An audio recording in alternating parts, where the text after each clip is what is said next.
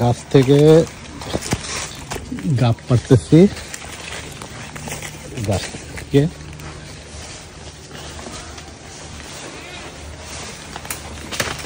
আমাদের এক চাচা উপরে উঠছে গাব গাছে, উঠে সব গাব পাড়াচ্ছে।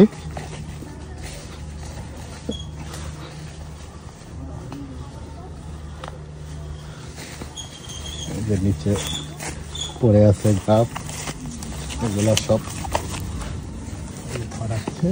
এখানে 1 বিঘা জায়গা, এখানে ভবিষ্যতে যে কাঁঠাল গাছ, লটকন গাছ, প্রচুর লটকন, কাঁঠাল, লিচু, তারপর প্রচুর প্রচুর প্রচুর ফল গাছ আছে, আম গাছ, ওই যে আম গাছ এই সিজনে অবশ্যই মোটামুটি নিয়েছিলাম। তো এখানেও প্রচুর কাঁঠাল গাছ, এগুলো প্রচুর লটকন গাছ, প্রচুর কাঁঠাল গাছ। পিছনে বিশাল লিচু গাছ।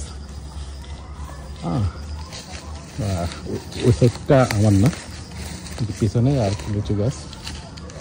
তো এই যে এই কাঁঠাল পর্যন্ত এগুলো সীমানা।